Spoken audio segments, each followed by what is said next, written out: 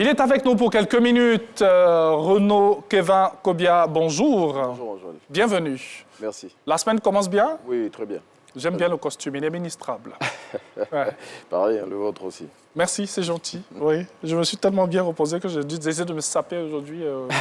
Non, mais comme d'habitude. Alors, première information pour commencer. RGPH 2021, l'enquête post-censitaire démarre aujourd'hui. Oui, bonjour à tous. Cette enquête qui se déroulera du 21 mars au 15 avril 2022 va permettre d'évaluer la qualité des données collectées et d'évaluer également la couverture du dénombrement du 5e recensement général de la population et de l'habitat de Côte d'Ivoire. Et selon la ministre du Plan et du Développement, Kabaniale, qui est citée par Abidjan.net, la mise en œuvre de l'enquête post-censitaire qui concerne l'ensemble du territoire national sera faite par une équipe indépendante composée d'experts nationaux et internationaux qui s'appuieront sur les meilleurs agents de terrain qui ont participé au RGPH 2021. Le site d'information indique qu'elle a sollicité la collaboration des maires pour amener les populations à adhérer pleinement à l'opération.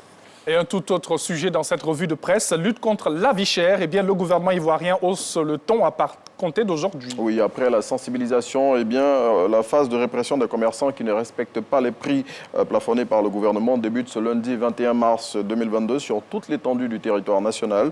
Selon le directeur général du commerce intérieur, Aimé Coisan, qui est cité par l'Infodrome, l'amende des contrevenants part de 100 000 francs CFA à 50 millions de francs CFA. Il a indiqué que la tolérance zéro sera appliquée au cours de cette opération pour le non-respect des prix, mais aussi pour le manque d'affichage de ceux-ci. Un autre chapitre, ce sera un chapitre santé à vous proposer, lutte contre la Covid-19. Le ministère de la Santé se dote d'une application. Oui, baptisée Vaccine Check. Cette application, selon le professeur Ekra Daniel, directeur coordonnateur du programme élargi de vaccination qui est cité par l'Expression, va permettre d'être à l'écoute de la population, de comprendre ses préoccupations, de les analyser et surtout d'apporter la solution afin que tout le monde adhère à la vaccination.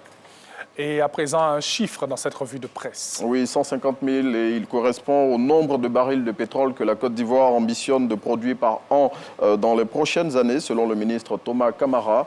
Le ministre du Pétrole, des Mines et de l'Énergie, qui est cité par Soir Info, a fait cette annonce aux États-Unis à la 40e édition du CERAWeek, le plus grand salon de l'énergie auquel il a pris part récemment. À noter que la production actuelle de la Côte d'Ivoire est de 29 000 barils de pétrole par jour. Et cette information de taille pour terminer cette revue de presse, élection du président de la Fédération ivoirienne de football. Le scrutin sera retransmis en direct à la télévision nationale. Oui, c'est ce que révèle le quotidien Le Matin, qui indique que les autorités ivoiriennes sont favorables à cette formule qui permettra d'avoir des élections justes et transparentes afin d'éviter de revivre le scénario du dernier processus électoral à la tête de la Fédération ivoirienne de football, blocage, qui avait entraîné l'installation du comité de normalisation de la Fédération ivoirienne de football CONOR-FIF. Pour rappel, l'élection du nouveau président de la FIF est prévue pour le 23 avril 2022. Bonne chance à tous bonne chance à tous les trois candidats qui ont déclaré leur candidature à l'élection du président de la FIF. Petite colle, la préférence de... aucune préférence. Que le meilleur gagne pour que le football ivoirien... Je savais qu'il allait botter en touche. Ah non, aucune préférence. Je t'invite. Bon appétit. C'est du thé rouge. Ah ok, je vais en prendre aussi quand je vais sortir d'ici. Oui, il le faut. Avant le prochain rendez-vous. Ça fait du bien, ça détend et tout.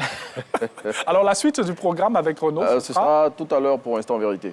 Instant Vérité. Vérité. Après, on aura, pour mon troisième passage, on aura l'info continue. Oui, Instant Vérité, on reçoit qui aujourd'hui? Tout à l'heure, vous découvrirez. Tout à l'heure. Oui. Petit suspense, petite surprise. Hein? On va vous dévoiler le nom de notre invité d'aujourd'hui, donc, pour se pencher sur un sujet qui nous intéresse. Oui, qui intéresse tous.